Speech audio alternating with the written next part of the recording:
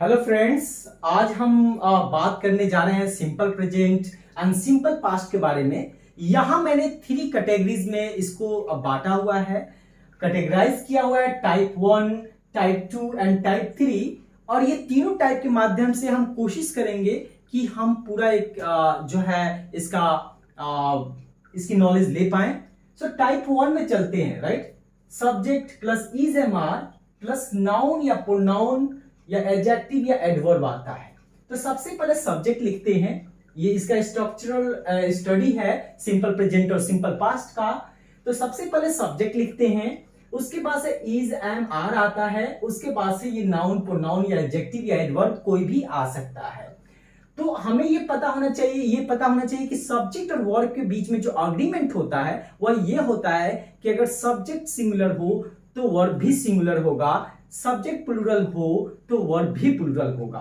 तो आपको पता होना चाहिए कि इज जो है वो सिंगुलर होता है, आर जो होता है वो प्लूरल होता है, और एम जो होता है वो केवल आई के साथ ही यूज होता है।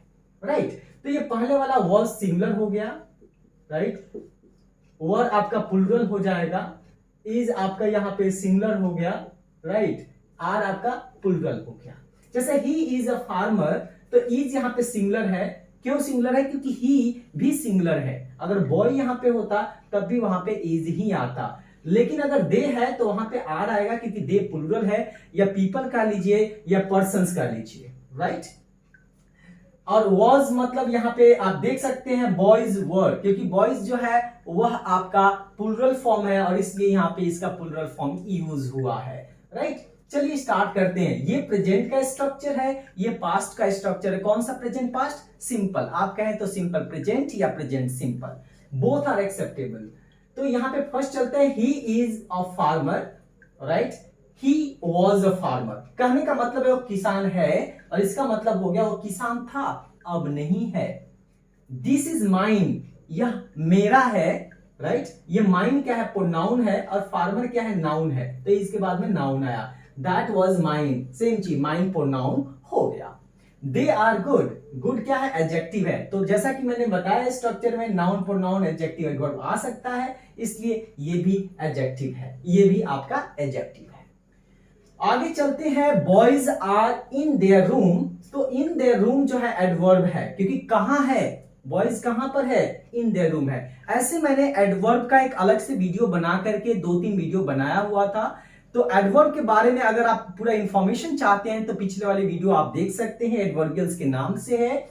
So boys are in their room, तो कहां पे है? वेयर, तो ये प्लेस बता रहा है, और ये एडवर्ब हो गया। राइट, और ये एडवर्ब कहां किसके बाद आया? आर के बाद आया। सेम यहां पे भी आपका है, प्रेजेंट पास्ट ऐसे करके है। राइट, अब हम देखते हैं कि इसका नेगेटिव कैसे बनाए, क्योंकि हर एक का नेगेटिव होता है। तो इसका नेगेटिव कैसे बनाते हैं कि जो भी हेल्पिंग वर्ब है, इज एम आर या वॉज वर्ड, जस्ट इसके बाद नॉट आता है। जैसे बॉयज आर नॉट, नॉट आप यहां लगा करके तब आप इसका नेगेटिव बनाएंगे। तो ये आपका हो जाएगा boys are not in their room. Clear है? रूम कहने का रूम्स नहीं लिखा हूं क्योंकि एक ही रूम में है, तो एक ही रूम के में है, इसलिए एक रूम के बारे में बात कर रहे हैं। Right, so don't be confuse. Are boys not in their room.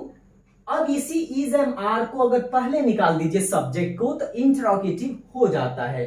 तो ये इंट्रोगेटिव हो गया, आर को मैंने पहले निकाल दिया, तो ए कैपिटल हो जाता है और सब स्मॉल हो जाएगा, क्योंकि फर्स्ट लेटर सेंटेंस का कैपिटल होता है।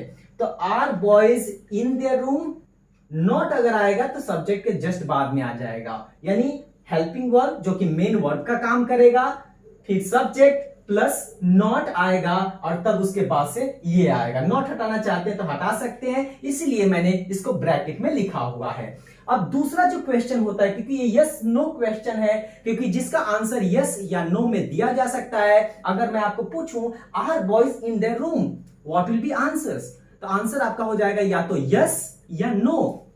राइट, तो इसलिए यस नो क्वेश्चन होते हैं, उसमें केवल हेल्पिंग वर्ब होता है। लेकिन इसमें क्या होता है, ये तो स्ट्रक्चर होगा ही, इसी स्ट्रक्चर में हम WH वर्ड लगा देते हैं। WH वर्ड कहने का मतलब व्हाट, व्हेन, व्हाई, हाउ भी इसमें आ जाता है। यानी जिसका जो है आंसर यस नो में न दिया जाए, इसके अलावा कुछ और में दिया जाए, वह आपका ये WH क्वेश्चन होता है। तो इसको जस्ट पहले कर देते हैं और सब सेम रहेगा। Why are boys not in their room या Why are boys in their room? Okay, so positive और नेगेटिव इस प्रकार से हो जाता है। आई होप कि आपको ये समझ में आ गया होगा, पॉजिटिव में, नेगेटिव में, इंट्रोगेटिव के दोनों में, आपका पॉजिटिव भी और नेगेटिव भी। आगे चलते हैं टाइप 2 में।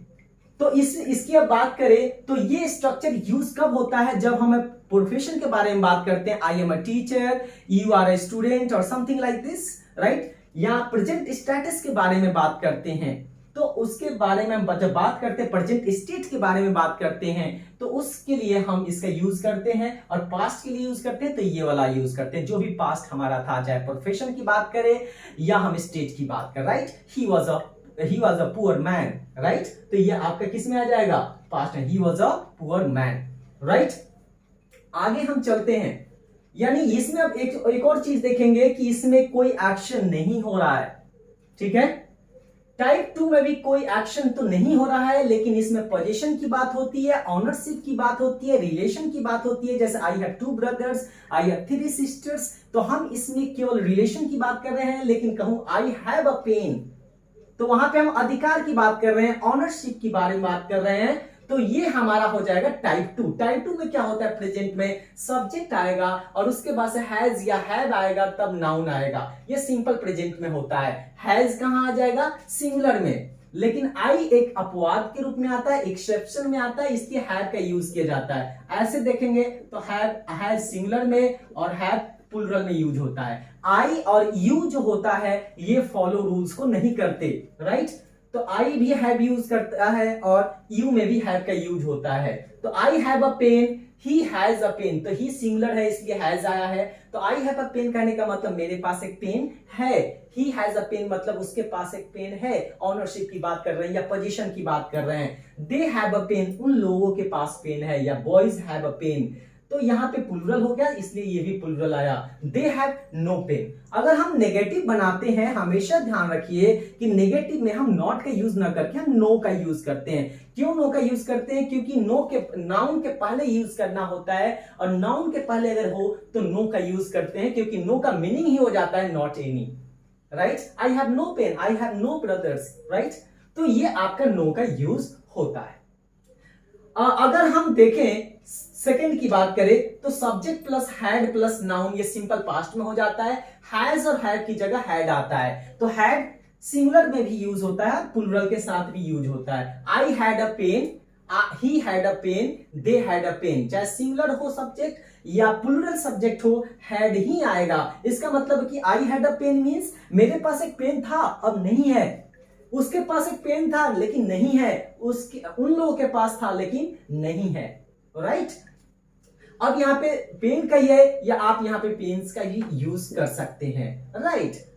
अब हम आगे चलते हैं कि स्पेशल पॉइंट है, अब इनका इंट्रोगेटिव कैसे बनाएं, क्योंकि नेगेटिव तो हम जानते हैं कि नो लगा के बना देंगे, लेकिन इंट्रोगेटिव दो तरीके से बनाया जाता है, एक ब्रिटिश रूल के अनुसार से और एक अमेरिकन। अगर ब्रिटिश की बात करें तो यहां पे आप देखते हैं, इसलिए मैंने स्पेशल अटेंशन के साथ में इसको लिखा हुआ है। हम क्या कहें, हैव को बाहर निकालते हैं ऐसे रूल के हिसाब से, right. According to British rule तो ये हो जाएगा have you a pen, had you a pen. लेकिन अगर हम हैव को मेन वर्ब मान लेते हैं, हैव मतलब रखने के सेंस में, तो हम प्रेजेंट मानते हैं, राइट। और वहां पे डू का यूज करता है, तो डू या डीड से हम यूज करें, डू डज या डीड, या हम हैव को बाहर निकाल दे, तो ये जो होता है ये अमेरिका में फॉलो होता है, और ये जो हैव को बाहर निकाल देते हैं ये ब्रिटेन में फॉलो होता है, राइट। इसका जो जानकारी लेना है तो हम टाइप 3 में देखते हैं कि डू और डिड क्यों लगता है। ये हमें पता चल गया कि ये तो क्लियर है, केवल हमें हेल्पिंग वर्ब को बाहर निकाल देना है, ये क्लियर हो जाएगा। और इसी के पहले WH वर्ड लगा देते हैं तो आपका WH क्वेश्चन हो जाएगा। केवल हमें ये जानकारी लेनी है कि ये कैसे आया, तो हम टाइप 3 में देखेंगे और उसके बाद से हम इसको कोशिश करेंगे कि क्यों ऐसा आया। ऐसे पता चल गया ये अमेरिकन में यूज होता है, वो वाला ब्रिटिश में यूज होता है। चलिए टाइप 3 में चलते हैं। तो टाइप 3 में आप देखेंगे वहां पे है प्रेजेंट में सब्जेक्ट प्लस फर्स्ट फॉर्म है वर्ब का, और फिर आपका है फिफ्थ फॉर्म है, और उसके बाद से ऑब्जेक्ट या कॉम्प्लीमेंट या एडवर्बियल होता है। मैंने उसका शॉर्ट फॉर्म लिखा है, ऑब्जेक्ट का ओ लिखा है, कॉम्प्लीमेंट का सी लिखा है और एडवर्बियल का मैंने वहां पे ए लिखा हुआ है। कई बार लोग गलती कर देते हैं, केवल ओ दे देते हैं। ओ क्यों नहीं होता है, इसके पहले वाले वीडियो में शुरू में मैंने बनाया हुआ है एलिमेंट्स के नाम पे कि जो सेंटेंस बनता है 5 बेसिक एलिमेंट से मिलकर बनता है, जिसमें एलिमेंट्स होता है subject, verb, object, complement and adverbial, right. तो जो भी हमने देखा कि आई एम अ टीचर, तो टीचर वहां पे कॉम्प्लीमेंट हो गया, ऑब्जेक्ट तो हो ही नहीं सकता क्योंकि ऑब्जेक्ट के लिए कोई ना कोई एक्शन होना चाहिए, राइट। तो इसका मैंने डिटेल में बताया हुआ है एलिमेंट, सेंटेंस एलिमेंट्स के नाम से, आप चाहे तो उसको आप देख सकते हैं। तो चलते हैं टाइप 3 की तरफ। ये होता है प्रेजेंट का फॉर्मूला, मतलब स्ट्रक्चर कि सब्जेक्ट आना चाहिए, उसके बाद से फर्स्ट फॉर्म। फर्स्ट फॉर्म क्या होता है हम ऑलरेडी जानते हैं। फर्स्ट फॉर्म होता है go, sleep, stand, sit, laugh, weep. ये जो एक्शन होता है ये फर्स्ट फॉर्म में होता है, जिसको बेस फॉर्म मानते हैं, मतलब बेस फॉर्म कहते हैं, राइट। ये फर्स्ट फॉर्म होता है और फर्स्ट फॉर्म हमेशा ध्यान रखिए ये प्लूरल होता है, ठीक है। तो अगर प्लूरल होता है तो सीधी सी बात है सब्जेक्ट जब प्लूरल हो तभी फर्स्ट फॉर्म का यूज होगा, यानी सब्जेक्ट प्लूरल, यानी सब्जेक्ट प्लस फर्स्ट फॉर्म। दूसरा चीज है कि सब्जेक्ट प्लस फिफ्थ फॉर्म, यानी एस और ईएस वाला जो फॉर्म होता है वो हमेशा सिंगुलर होता है और इसीलिए यहां पे हमें सिंगुलर सब्जेक्ट चाहिए, यहां पे प्लूरल सब्जेक्ट होगा, ये हमेशा आपको ध्यान रखना है। अब डू और डज क्या है, तो सीधी सी बात है कि डू जो होगा फर्स्ट फॉर्म होगा और डज जो होगा वो एस और ईएस फॉर्म होगा, यानी फिफ्थ फॉर्म होगा। तो डू आपका प्लूरल हो गया और डज आपका सिंगुलर हो गया। तो नेगेटिव बनाने के लिए किसी ना किसी हमें हेल्पिंग वर्ड की आवश्यकता होती है और इसलिए सिंपल प्रेजेंट के लिए डू डज का यूज किया गया है। ये डमी है, इसका कोई मीनिंग नहीं होता, केवल ये स्ट्रक्चर नेगेटिव और इंटरोगेटिव बनाने के लिए यूज किया जाता है। तो सब्जेक्ट प्लस डू डज तब नॉट लगा हुआ है, और जब डू डज लग जाता है तो केवल फर्स्ट फॉर्म लगता है और कोई फॉर्म नहीं लगता, क्योंकि ऑलरेडी इसका फॉर्म यहां पे आ चुका है, राइट। आगे चलते हैं, ही गोज टू स्कूल। तो यहां पे ही सिंगुलर है इसीलिए गोज आया क्योंकि डज लगा, मतलब कि फिफ्थ फॉर्म आ गया एस और एस ला के, राइट, टू स्कूल। अब यहां पे है he does not go to school. अब आप ऑलरेडी जानते हैं कि ही सिंगुलर है और नेगेटिव बना रहे हैं तो डू या डज में से कोई चुनना है तो डज हम चुनेंगे क्योंकि डज ही हमारा सिंगुलर फॉर्म है। तो ही डज नॉट और फिर गो का क्या हो जाता है, फर्स्ट फॉर्म हो जाएगा गोज का, राइट। तो गो हो जाएगा फिर टू स्कूल। अब हम इसको अगर बनाना है हमें इंटरोगेटिव तो वहां पे डज या डू को बाहर निकाल देते हैं, क्योंकि हेल्पिंग वर्ब को बाहर निकाल के ही हम इंटरोगेटिव का यूज करते हैं। तो does he go to school और फिर यहां पे क्वेश्चन मार्क हम डाल देते हैं। So does he go to school, यानी डज को पहले निकाल दिया।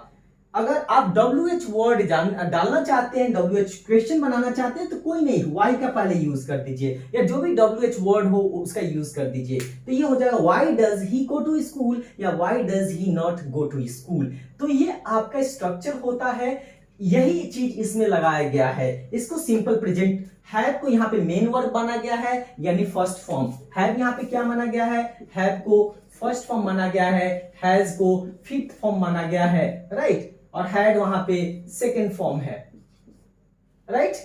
तो वहां पे हैड को सेकेंड फॉर्म ऐसा मान करके, जैसे कि सिंपल पास्ट में भी हम पढ़ने जा रहे हैं इसको, राइट, इसको हम पढ़ेंगे टाइप थर्ड में ही, तो ये और क्लियर हो जाएगा। ये तो क्लियर हो गया होगा आपको, फर्स्ट फॉर्म इसको मानते हैं, फर्स्ट फॉर्म मानते हैं। जैसे आई हैव अ पेन, तो हैव को फर्स्ट फॉर्म मान रहे हैं इसीलिए डू इसकी जगह पे आ जाएगा और डू को पहले निकाल लेंगे। अगर होता है यू हैव अ पेन तो यहां पे हो जाएगा do you have a pen, क्योंकि यू के अनुसार से डू ही आएगा, डज नहीं आएगा, क्योंकि यू एक्सेप्शन में आता है, अपवाद में आई और यू आते हैं, राइट। तो यू के साथ डू लगेगा और फिर जब डू लग गया तो यहाँ पे ऑलरेडी हैव आ जाएगा, और यहाँ पे ऑलरेडी जब डिड लग गया तो यहाँ पे हैव लग जाएगा, क्योंकि सिंपल पास्ट में डिड का यूज होता है, जो कि अभी जस्ट इसके बाद हम बताने जा रहे हैं। आई होप कि ये वाला आपको समझ में आ गया होगा और ये वाला। अब हम चलते हैं कि सिंपल पास्ट जो टाइप थर्ड होता है या पास्ट सिंपल, उसका कैसे बनाते हैं। तो हम देखेंगे इसमें सिंपल पास्ट में कि कुछ नहीं है, डू डज की जगह पे डिड कर देते हैं और फर्स्ट फॉर्म और फिफ्थ फॉर्म की जगह पे केवल सेकेंड फॉर्म कर देते हैं और उसके बाद से ऑब्जेक्ट, कॉम्प्लीमेंट या एडवर्बियल का यूज करते हैं या एडवर्ब का यूज करते हैं। ये आपका स्ट्रक्चर होता है, हमेशा ख्याल रखिएगा इस चीज को कि सेकेंड फॉर्म या सिमिलर के साथ भी आता है सब्जेक्ट या प्लूरल सब्जेक्ट के साथ में भी आता है। जैसे मैं यहां पे उसी का मैं कर दूं कि he went to school, he went to school, right. दूसरा मैं कर दूं कि they went to school, right, they went to school. तो आपको क्या लगता है कि यहां पे ही हो या दे, यानी सिंगुलर हो या प्लूरल हो, आएगा सेकेंड फॉर्म ही। ये भी सेकेंड फॉर्म है और ये भी सेकेंड फॉर्म है, ऑलराइट। और ये जो हो गया ये आपका एडवर्बियल हो गया, जो कि आप एलिमेंट्स में पढ़ सकते हैं। एलिमेंट्स क्यों हुआ? क्योंकि वह गया, कहां गया, वेयर, तो ये डायरेक्शन बता रहा है टू स्कूल, और डायरेक्शन आपका एडवर्ब में आता है, राइट। आगे चलते हैं कि इसका नेगेटिव कैसे बनाएं। तो नेगेटिव और इंट्रोगेटिव बनाने के लिए एक डमी वर्ड का यूज किया जाता है जिसका नाम है डिड। तो जैसे ही वेंट टू स्कूल की जगह आप बनाना चाहते हैं नेगेटिव, तो हो जाएगा he did not go to school, go to school.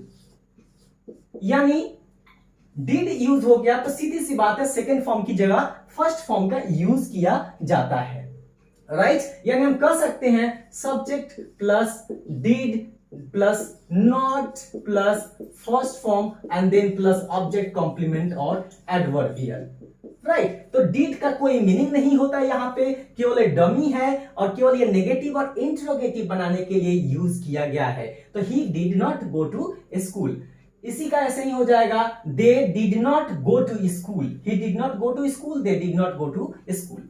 आगे चलते हैं, इंट्रोगेटिव बनाना है तो सीधी सी बात है डिड को बाहर निकाल लीजिए। Did he not go to school, अगर नेगेटिव बनाना है तो, नहीं तो पॉजिटिव बनाना है तो इंट्रोगेटिव बनाना है आपको पॉजिटिव में ही, तो did he go to school और देन क्वेश्चन मार्क विल कम।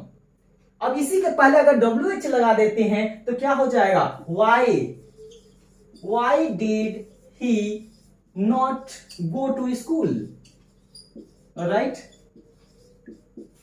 तो ये आपका स्ट्रक्चर हो जाता है। अब आपको ये पता चल गया होगा did you have a pen क्यों लिखा गया है, क्योंकि हैव को यहां पे मेन वर्ब की तरह माना गया है, ट्रीट किया गया है और ये फर्स्ट फॉर्म है और इसीलिए यहां पे डिड का यूज किया गया है। आई होप कि आपको समझ में आ गया होगा कि ये जो तीनों टाइप है ये तीनों अलग अलग टाइप के हैं। मैंने पूरी कंप्लीट कोशिश की है कि आपको बताऊं। एक चीज हमेशा ख्याल रखना है, when you are going to make interrogative या नेगेटिव तो आपको हेल्पिंग वर्ब ही मेन होता है। नॉट लगाना हो तो हेल्पिंग वर्ब के बाद, इंट्रोगेटिव बनाना हो तो सब्जेक्ट के पहले उसको हम रख देते हैं, राइट। यानी ये हो गया आपका। I think that it has been completed. I hope that you have understood, right? So thank you so much for your attention.